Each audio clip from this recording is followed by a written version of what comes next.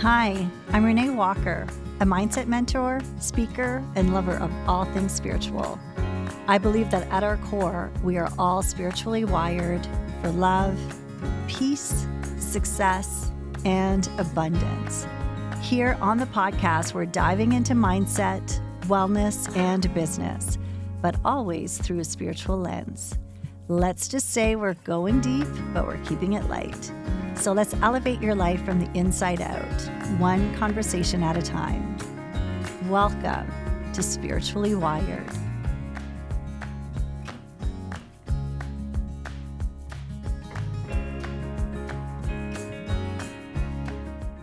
Welcome back to the Spiritually Wired podcast. I have with me today Meghan Weir. I'm so excited about this conversation. Welcome, Meghan, to the podcast. Thank you so much, Renee. I feel so honored to be here with you today.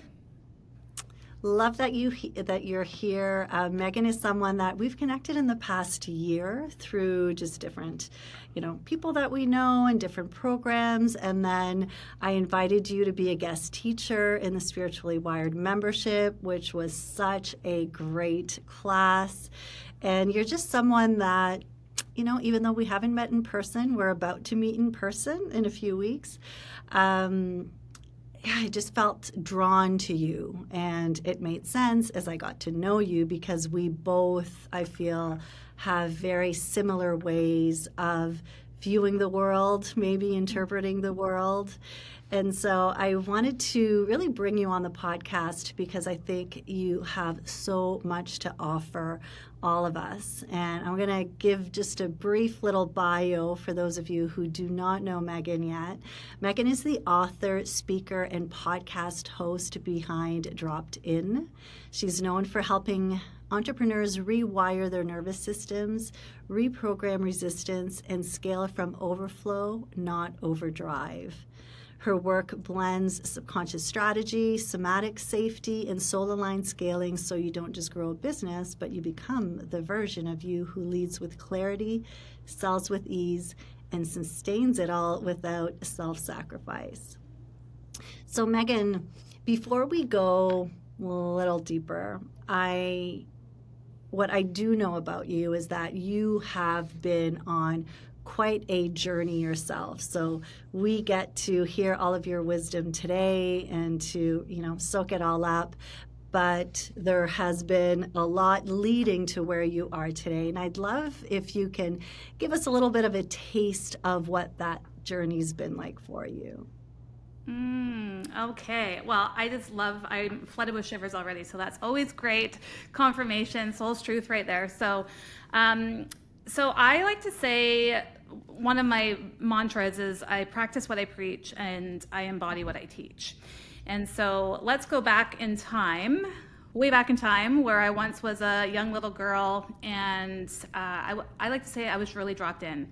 I knew things, I felt things, I even saw things, and that light was so vibrant. And unfortunately, that light got stripped away from me at a very young age. My innocence was taken, and I learned to start to disconnect and dissociate from my physical body.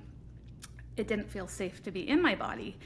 And I ended up developing a severe eating disorder, of which I had for a very long time, 18 years.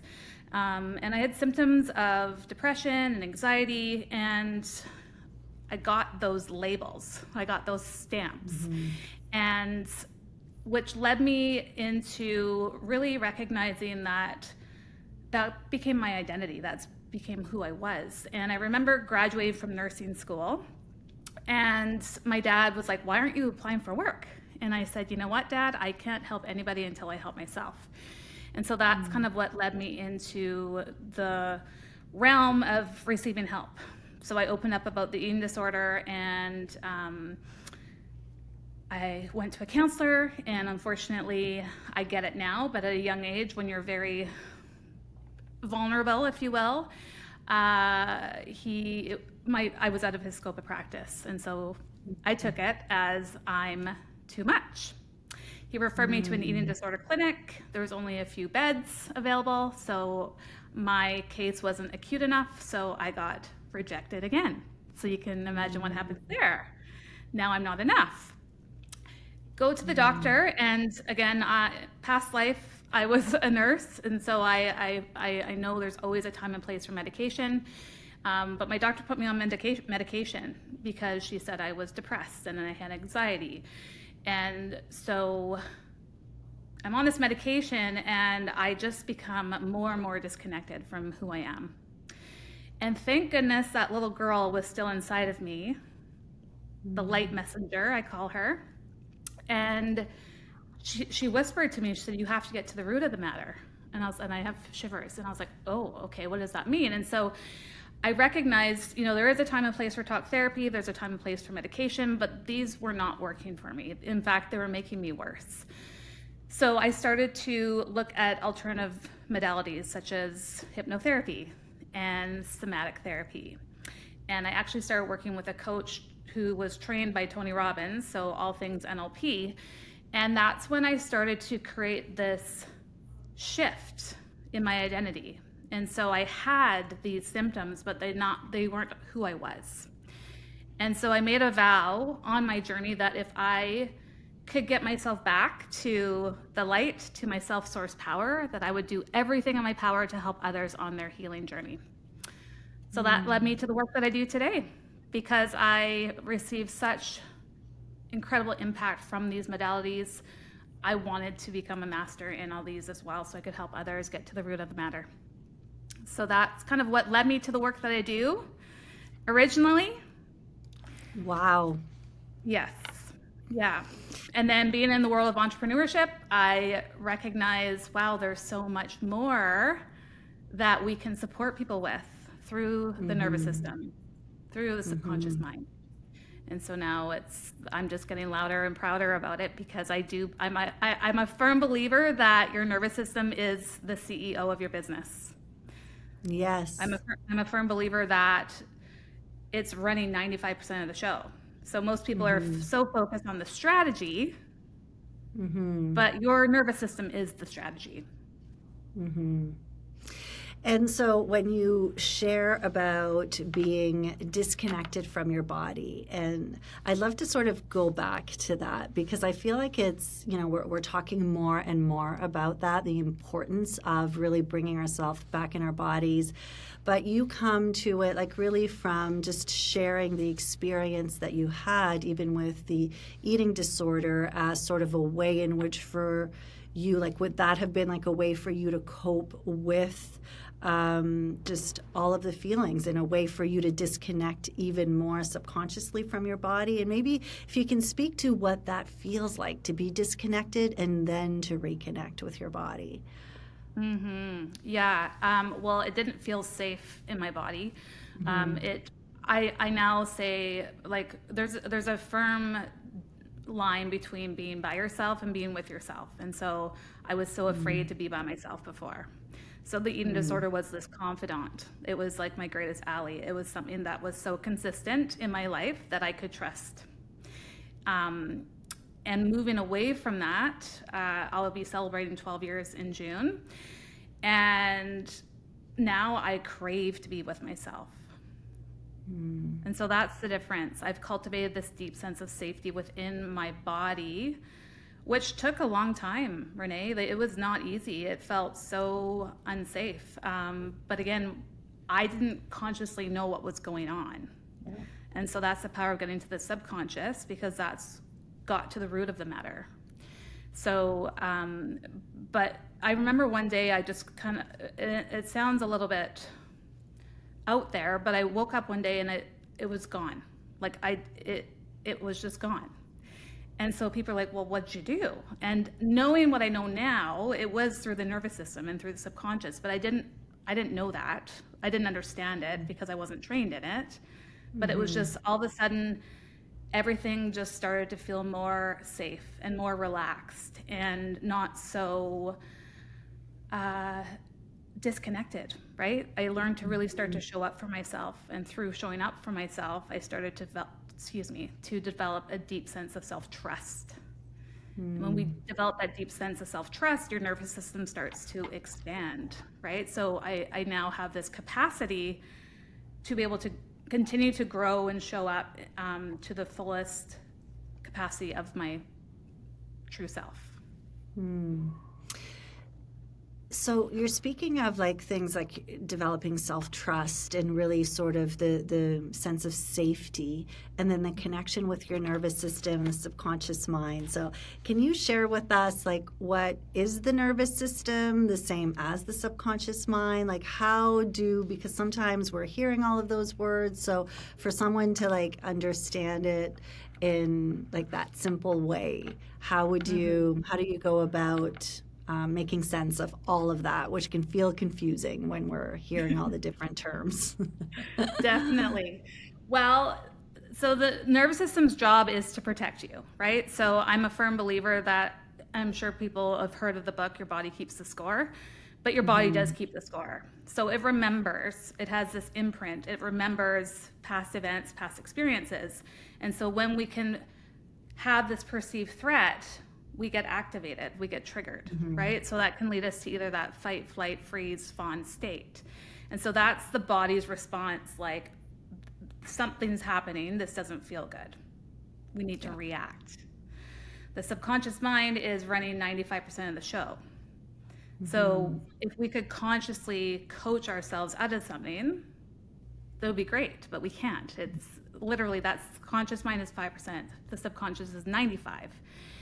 And the subconscious holds on to, again, it also holds on to memories, beliefs, decisions, experiences, and it can come from past lives, it can come from generations, the womb, or specifically the ages between 0 and 7. And so all the subconscious mind is trying to do, and the nervous system is trying to do, is to protect you, right? And so if it doesn't feel safe, so it didn't feel safe to be in my body because of an event that happened. I didn't understand that consciously, right? But through the different work in kind of, I like to say, like unkinking the hose, right? Or closing down the tabs on the computer. It's like, oh, it happened, but it's not happening. So my body was responding that there was something happening, right? Because the mind was perceiving there was a threat, ongoing threat, but the threat happened, but it's not happening. Yeah, so it's sort of like, it doesn't matter whether it's happening or not. If your subconscious mind thinks it's happening, then it's having the exact same reaction as if the actual threat was happening. So now it becomes, okay, how can we train, how can we come back? So what have you found to be like really helpful in teaching your nervous system, once again, that it is safe, that it can relax, that it's okay to, to expand, to grow, to live life in a healthy way? Are there like do you have some specific or like some favorite tools that you find are really helpful or were helpful? My husband always jokes at me. He's like, your tool belt is so full, it's falling off of you. I like it. And yeah, so, well, going back in time, what initiated like my actual healing was through yoga and meditation, believe it or not. And I didn't acknowledge that at the time, but that was something that I started to feel like, okay, I can show up for myself and I can start to show up for my body and kind of just get out of the head into the body. So it started with yoga. Hypnotherapy, of course, was a huge piece of the puzzle for me. And today, now, as I mentioned, 12 years later, my practice is everything to me. Like, I'll say, like, and now it happens so consciously for me that it's just arrived. Like I notice, like, I'll take big deep breaths throughout the day, and it's not like, okay, I have to sit down now and do breath work. It's like, no, it's like I'm constantly regulating myself. I find that, I have a wide variety of tools that I'm trained in, but there's a lot of different somatic practices. Even in the morning, I play my favorite song and I just get my body on board to what the day looks like, to the vision that I'm calling in, feeling things into existence. So yoga, meditation, breath work, dance, movement. And I know some people don't necessarily love to dance, but you can even just play your favorite song and like shake or stomp, because you're literally just moving the energy, moving the frequency, and kind of just getting your body on board. It's like, okay, like here we are, right? I love that expression, bringing your body on board, because that, again, when with all of this work too, so much of it is intention. And so by just intentionally being like, okay, body, let's do this. Like, let's work together, as opposed to sort of, feeling like your body is fighting what you are, your life, your everyday moments. And for so many of us, I mean, I know that it does begin with awareness, because we first need to be aware of all of this. But I love that, bringing your body on board. I'm going to keep that. I'm going to use that as well. I'm going to use it as well. Now, I know that you help a lot of entrepreneurs with their businesses as well, and helping entrepreneurs scale. And you say, like, it's that, again, it's the body, not the brain, that's calling the shots, basically, behind whether you are or feel success. Sometimes, I mean, obviously what success is to one person is different to someone else, but behind success, and when we self-sabotage and all of that lovely stuff. So how does this show up practically for entrepreneurs that maybe are struggling with being seen, with their visibility, with attracting or making the money that they want to be making? So what would you say, like, how does that actually show up for entrepreneurs? How does like the dysregulation show up for entrepreneurs? Yeah, so that, like, when you say it's the body, not the brain, like, how does Yeah. our body run the show? The nervous system, I guess, is what you're saying. Like, how is it calling the shots, actually? Yeah. Okay. So I would imagine most people can relate, if they identify as entrepreneurs, that we are in this space of feeling like we need to do more. We need to push more. We need to strategize more. Maybe if we learn this strategy, maybe I'll be able to grow and expand my business. Maybe if I take another course on the how-tos, or build a 5-step funnel, or, I mean, the list goes on. It's like, maybe if I do more externally, then I'm going to have the success that I deeply desire. And if your body is taking this on as a threat, of which it will, it's going to put the brakes on. So imagine a person having one foot on the gas and one foot on the brake.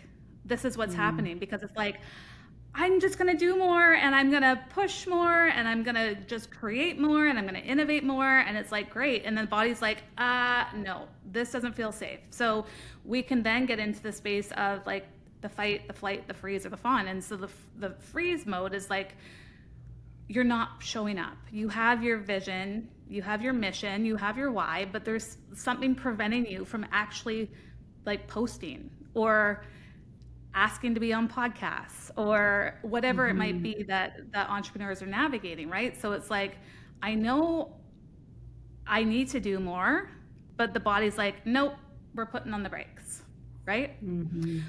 Or if so here's a great example. It didn't feel safe for me to be seen. I understand why now, but in university, I dropped out of public speaking because I had to go out and speak in front of my class ad lib for 2 minutes about style. If you know me, I'm very stylish. I'm obsessed with style. It's quite easy to talk about that. But body was like, shut down. I started crying. I was like, I don't know what to say. I don't know what to do right now, right? So body was activated. I went into the flight mode. I never returned, Renee. Never returned. Fast forward to today, now I'm launching a live event, like speaking on stage. So this is the power of what this work does, right? But we don't consciously understand. It's like, I didn't understand why I dropped out of public speaking, but my body was like, nope, this doesn't feel safe, right? So those are some examples of how this shows up for entrepreneurs. Because the body is like, if it doesn't feel safe, then I'm not going to do it. I'm going to run.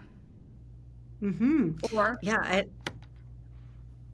I love, like, I wrote down more, because you just said more too. Like, that's the other way in which we hold ourselves back is like there's never enough, right? We're always feeling like there's more that we have to do. And then I know for me personally, I go into freeze mode. Like that's my way of like just, you sort of freeze and then we'll use words like, oh, I'm procrastinating, and then we start to feel shame and guilt on top of it. Like, let's just add that to the whole sauce there so we can feel even a little bit worse about ourselves because we're not showing up without necessarily understanding that what we call procrastination is as a result of our nervous system not feeling safe to do what we're doing. 100%. Yeah. And then we call it self-sabotage. It's like, it's not. It's self-preservation. It's self-protection. That's all that's happening. Okay, that's really good. Yeah. So what if and that maybe that's even like the question to ask yourself, is this self-sabotage actually a way in which I'm self-preserving? Right? It's my nervous system's way of protecting me and keeping me safe. 100%. That's all it's doing. So when we can zoom out and look through that lens, it's like, oh, okay, so what can I do right now in this moment to support myself, to let my body know, like, hey, I'm going to make this post. Like, I mean, we don't need to make these big audacious goals because sometimes we can't even freaking make a post, right? So it's like, or maybe I can't go on Instagram Live. It's like, okay, what can I do right now in this moment to support my body? Well, I can connect my thumbs. I can place my fingertips on my collarbone, and I can just give myself a beautiful little butterfly tap and just show my body, hey, I've got you. It's safe to be here. It's safe to be in the expansion. It's safe to be seen, like whatever the mantra that resonates. But it's like, oh, no, it's actually okay. Like, thank you for your protection, and I've got you. And I know you've got me. So it is like that active moment, like you're in the moment. So if we sort of just go back to that post. So let's say someone wants to share a post and then, maybe they start to maybe in the beginning they're just like avoiding it, doing everything else. But usually that's when your kitchen is super clean, when all your laundry is done, every task gets complete before you actually do the whatever thing it is, right? And I relate to the social media, but now I'm good with that. But there was a time where that felt very unsafe for me. So I get that. So whatever it is for the person, so you're avoiding, then you get to, because you've cultivated some level of self-awareness, realize, okay, what is this about? And then in that moment, it's just recognizing and incorporating whatever tool that you have in your tool belt to let your body know that it is safe to be seen, that it is safe to make this post. Like, it can be as simple as that. So is that sort 100%. of the process? Yeah. 100%. But if we could take it even deeper, wouldn't it be great to not have to use the tools after the fact? Because you are so dropped in, you are regulated. And I'm not saying I get triggered, I get activated. And so, of course, I'm supporting myself in the moment. But for the most part, like, I've really trained my body to be in this space of total neutrality and to be like this beautiful steam engine just going straight ahead. No more energetic jet lags of going up and down, up and down, up and down. It's like, no, just complete neutrality. So wouldn't it be great, instead of in the moment when you are frozen, it's like, oh, I commit even 5 minutes every morning to set myself up for success, to set my body up for success, to get my body on board, to do the damn thing. Right. So you're being proactive with it instead of just waiting. Okay, you 100%. touched on a word that's one of my favorite words, neutrality. I'd love for you to expand on that. Why neutrality is actually, because we tend to think it's like, oh no, it's about motivating yourself and being like, woohoo, this is what I'm doing, when in actual fact, neutrality to me has a very different energy behind it. So can you expand a little bit on why neutrality is so important? Yeah. Well, can you relate to having like the highest of highs in your business and you're just so ramped up and so excited and so stoked that it's just like, this is the best day ever. And you're just like bouncing off the walls, right? And then all of a sudden, it's just like the next day, something terrible happens, right? And your system's like gets shut down. So you're literally going so high to so low. It's exhausting.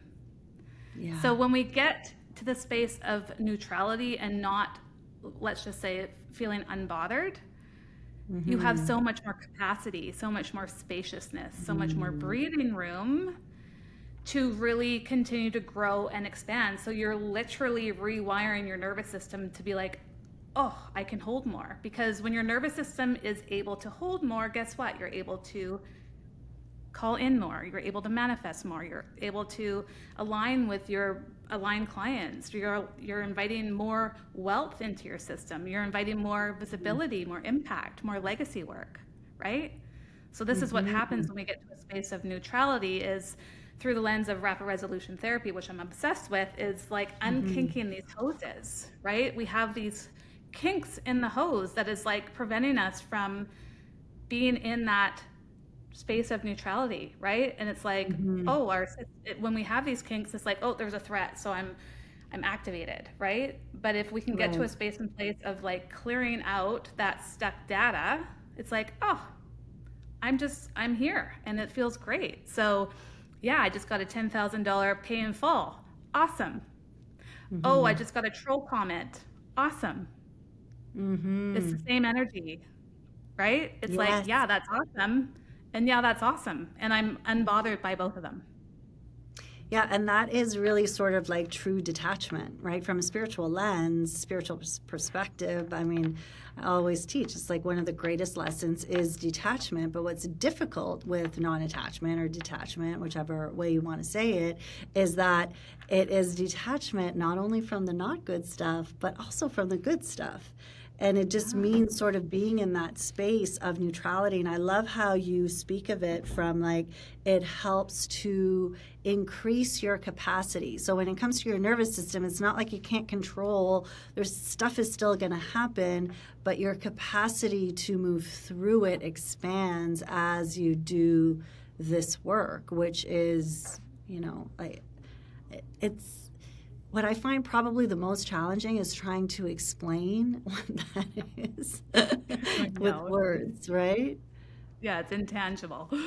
It's intangible, yet it's so tangible. It's like one of those Totally. things. So I know, like, we're talking about the business.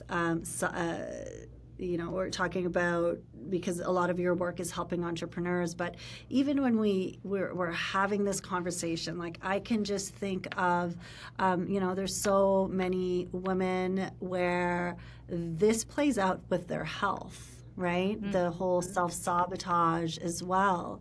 And it feels always a little bit more difficult to understand because you're like, but don't I want to feel good in my body? Don't I want to be healthy? We all know what we need to do in order to feel healthier physically and mentally and spiritually and all of it. Yet we don't always do it. Like that's where our nervous system. So have you found that there's also like how does it play out with your health? Because it feels like it shouldn't, yet it happens all the time. It totally does. 100%. Yeah. Well, I mean, it's really so externally taking like an inventory, if you will, of what your stressors are, right? Because that first and foremost is going to affect your physical body. It's going to affect your mental health, right? Your emotional health, your spiritual health. And then check in like what's happening internally. Like what does your daily practice look like? And that I'm not just talking about like on your meditation cushion.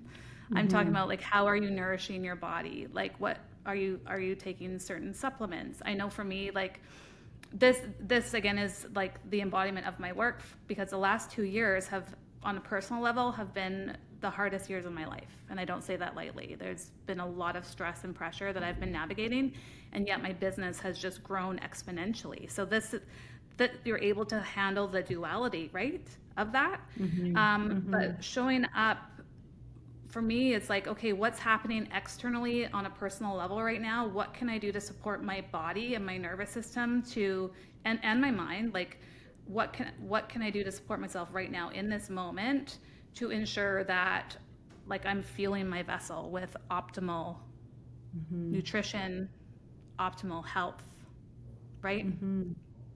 But it can show up. Sorry, go ahead. Yep. But it can just show up in terms of like your cortisol spiking, your adrenaline spiking, you have this stress, like you're wired and tired, right? So you feel exhausted, but you're also like buzzing inside, right? Perhaps you're waking up at 3 o'clock in the morning and you can't fall asleep, right? So it's just like having that inventory of like what's happening externally and what can I do to support, I say, your inner pharmacy to get your body back on board. Yeah, and even just the idea of perhaps there's a part of me that's not that's actually feeling safer when I feel crappy. Yeah, 100%. So like that's what I'm getting to is like I'm not sure that we all necessarily are open to the possibility because we all consciously are like, what are you talking about? I want to feel better. However, that is also a way in which we cope with all sorts of stuff, and we may be sort of subconsciously sabotaging our own health. And I see it play out for so many women, and I've witnessed it in myself too, where it's like, why do I keep repeating patterns that I know are not healthy for me, that are not serving me, yet for some reason I'm still doing whatever it is. So obviously there's something at the subconscious level is playing out in some way, sort of keeping me feeling maybe how I don't want to feel.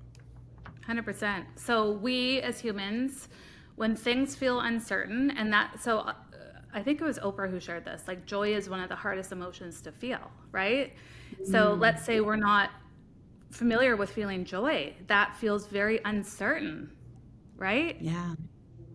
So we go back to a place of certainty, which is, let's just say, maybe it's anxiety, maybe it's stress, maybe it's overwhelm. It's like, this feels too much. It feels so unsafe to feel joy that I'm going to go back to a place that feels safe within me, which is that anxiety, that stress, that overwhelm, right? Yeah. So it's just like, again, when we start to have the awareness, as you shared, like that's always the first step to initiate change.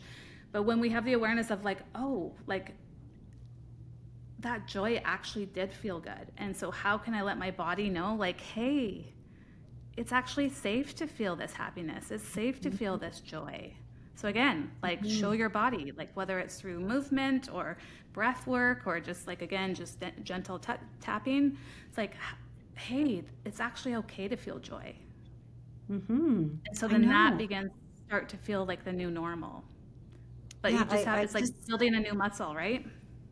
Absolutely. And it's a muscle that we don't think we need to build. And it's like, I think for me, if I ask most of the people I work with, how do you want to feel? It's always like calm, right? I want to feel calm. I want to feel at peace.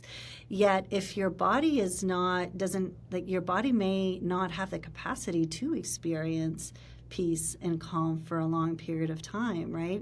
Because it feels so new, as you said. You don't even know how to deal with that peace and calm. You think you want it at the conscious level, and maybe spiritually, yes, your higher self is craving it, but it's just fascinating how difficult it may be to experience the good feelings, the health, all of those things if you're wired to live in such a way your nervous system has adapted to live in stress and live in anxiety and live in playing small. It's quite difficult to sort of come out of it.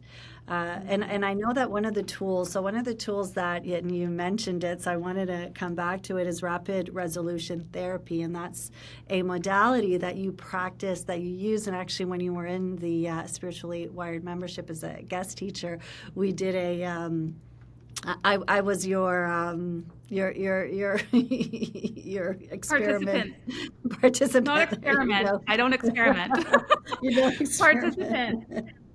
My participant, yes, nothing like doing a live session in front of lots of people, but it's very powerful. So can you tell us a little bit more about RRT and why you love it so much? Mm-hmm. Yeah, so backstory, I shared a lot of the modalities that I use, but my dad passed away. It will be 8 years in July, and it was like, I put in my calendar, show your body, it's safe. Like, because I was going to these places of self-protection, and I couldn't just, quote unquote, let it go. Like, I couldn't let it go because there was a lot of trauma that was leading up to his passing. And I was stuck. It was like my mind was perceiving that this was happening, right? It was like the video was paused and I couldn't unpause it. And so I discovered rapid resolution therapy, and in one session cleared the grief that I was carrying from my father. It's wild. So I was like, again, okay, now this has helped me. Now I'm, of course, wanting to learn this because I want to help people. And so that's kind of what led me to learn about it. And like anything, I'm a sponge. I get obsessed with learning. So I've been studying it now for the last 2.5 years. And what I love most about it is that it's light. It's often humorous. We don't have to go back to past events and experiences to get re-traumatized. The intention is to get to the root of the matter through speaking to both the conscious and the unconscious mind to create that automatic lasting change. And so with that, we're working with the nervous system, of course, and the subconscious mind. So that, in a nutshell, is how it works. So, yeah, and it's, as you said, it's humorous. It's a little weird. Can I say it's that? super weird. It's out there. Yeah, because you're just saying different things, and I'm trying to remember, like, there were certain gestures that I had to do, but the whole idea is to sort of get you out of the conscious mind, and I think, like, that's the part that can be really difficult, like when you do any type of subconscious work, is that we just are we want to be in the conscious mind, and the whole idea is to, and the subconscious mind doesn't make sense. It really doesn't. It doesn't operate in the same way as our conscious mind. So you have to sort of like be open and just let the experience be what it is. Yeah. So it is meant to be confusing, because it's exactly what it's trying to do, is confuse the conscious mind so we can break through that to get to the subconscious, because that is where 95% of what's happening is occurring, is at that root level. So do you need to know what it is that you want to release? So I know that when I was the participant, we were releasing my fear of being seen. So that was like a specific fear that we moved through. And it was really, what I really appreciate with that modality, again, is that you're not, as you said, you don't have to go back to any traumatic events. And I feel that that is often what holds people back, is even though they may not even be fully aware of what that traumatic event is, subconsciously they know there's something there. And so they may be resisting opening up that door, because it's like, I don't even want to know what's on the other side. And so this is a way, if someone is listening, it's a way to sort of open up the possibility of healing without the need to go and relive what can be very traumatic experiences. Yeah. What I've learned through RRT, and it totally resonates, is like, and I won't say a specific event, but let's say there was a significant traumatic event that occurred for somebody.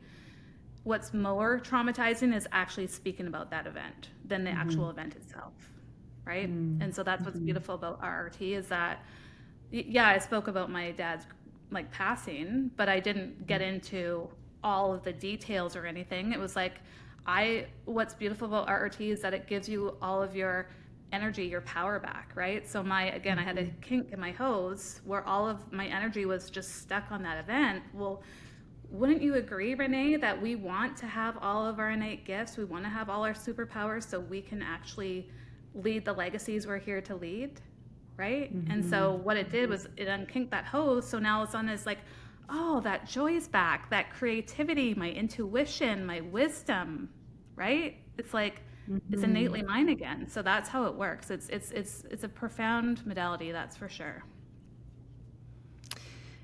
Yeah, so and just coming back to the question I wanted to ask was, do you need to know? So if someone is listening and they're like, okay, I know that there's something that is holding me back from whatever it may be, scaling my business, or, feeling like health wise or relationship wise is another place that we all can quite do some sabotage, we'll use that word.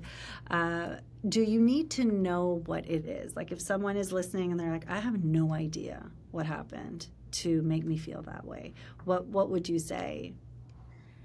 What is most important, especially with RRT, is the intention. So if you have an intention Right. of wanting to show up and be seen, then that's the intention. Mhm. And so that specifically, I mean, it is helpful if someone comes to me. So, for example, I set myself up to do 90 reels in 90 days, of which I just finished. And from someone that Yay. didn't want to show up online and do content creation, that was huge. But when I first started, Renee, I was re-triggered about getting Mhm. rejected from elementary Mhm. school. So I called Mhm. up my RRT girl and said, "Hey, I need help clearing this," and we cleared it. So in that respect, yeah, it was helpful for me to understand what was going on but I didn't know that until we spoke about it. I just knew that there was a Mhm. threat happening, and my body was just like hijacked. I was like, "Oh, wow, what's happening?" Mhm. So it is helpful for someone if they have an idea of like, okay, I feel stuck, but if they don't know why they're stuck, then we clear that, right? Yeah. So it is helpful to have like what your intention is, Right. so we can get you there. So you may not know necessarily what's in the way, but at least you know where you want to go, type of thing. So then you're 100%. working with one or the other. So either it's a limiting belief that you're very well aware of, for many women not being enough, um, uh, is one that we hear a lot of. So if you have like a specific belief, that's great. But if you don't have something that you want to release, but you know that there is something in which you're working towards, then you have what you need in order to support them using RRT. Mm-hmm. Yes. Wonderful. 100%. And we're going to be sharing all of your information in the show notes. So if it's something that you're curious about, you definitely want to reach out to Meg and yeah, like try it, right? Like that's the great thing too. It's not something that you're signing up for forever. Like it's quite rapid rapid resolution therapy. There you go. Yeah. It's in the name. It's automatic and long lasting. I love it. Yeah. Megan, so we've talked a lot about the mindset piece, the subconscious piece, the nervous system piece. I'd love to sort of get your perspective on the spiritual piece because this is the Spiritually Wired podcast, and I know that you are someone who is deeply spiritual. So I'd love to just get your perspective on, I actually ask, like, what does spirituality mean to you? But maybe in your case, it's like, what does it mean? But then also, how does it tie into all of this work? Mm. It is, I'm flooded with shivers, but it is the foundation of everything I do. And the work that I do is to really support individuals in returning to their source, their self-source power. And so for me, spirituality means being so deeply connected with self and my self-source power. So that is my foundational work, and it's really having that sense of inner alignment, which aligns with so many things, my beliefs, my values, right? But most importantly, my practice. It is so important for me to practice what I preach and embody what I teach, because I have no right to take people places that I've never taken myself. And so if I'm not on my cushion every morning, even if it's for 2 minutes, right? That is the foundational work for me to connect with self, connect with my gifts, connect with what my needs are.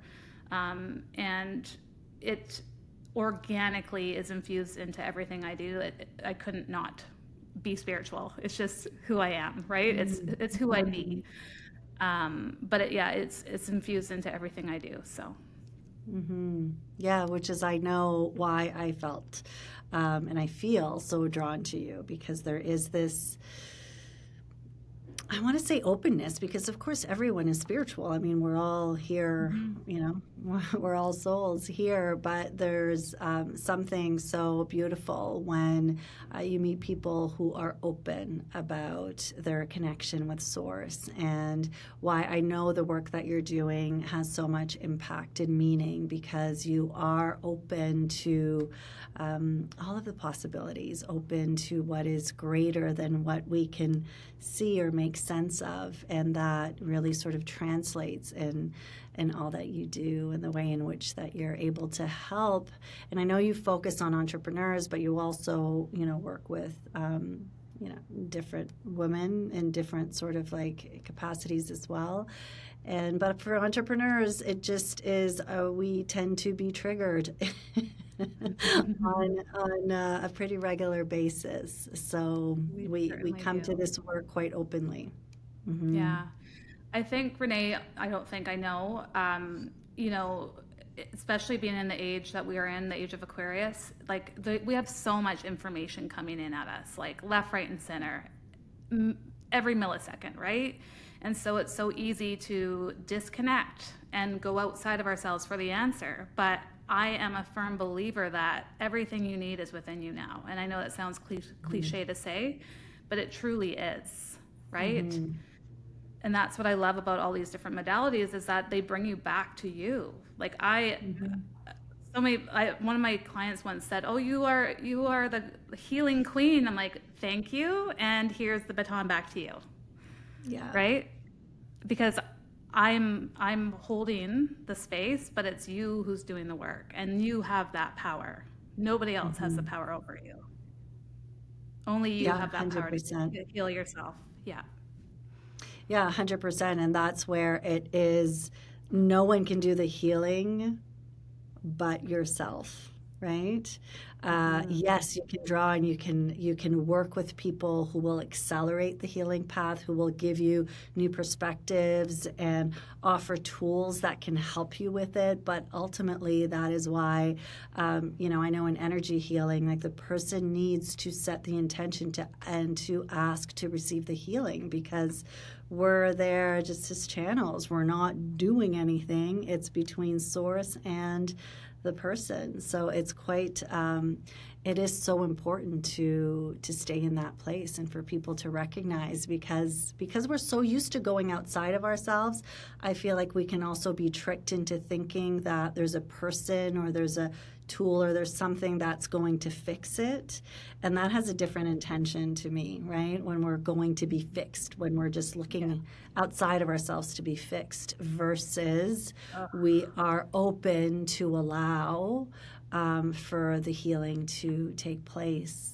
It comes from a different place. Yeah. It totally does. Yeah. I mean, the other one makes me want to vomit. It's like, stay away. How do you really feel? Oh goodness. Yeah. Uh, yeah. I love this, and I know that I could speak to you for a very long time. Where is the best place for people to connect with you? Well, I have my podcast, Dropped In with Meghan Weir, and I'm actually, side note, if you want to learn more about RRT, I'm actually doing live sessions once a month right now, so people can actually experience what it looks like, what it sounds like. So Dropped In with Meghan Weir. My main home is on Instagram, so the Meghan Weir, and then I have my website, megan-weir.com. Amazing. So we're going to share all of those in the show notes. And Meghan, I just want to thank you so much for being here, for sharing your beautiful energy with us all. And I want to remind you all that you are spiritually wired for love, for success, for abundance, for healing. And I will see you next week. Thank you for listening to Spiritually Wired. If you enjoyed this episode, be sure to follow and leave a review. It really makes a big difference for the podcast. And if you're ready to dive deeper and join a soul-led community, come be a part of the Spiritually Wired membership.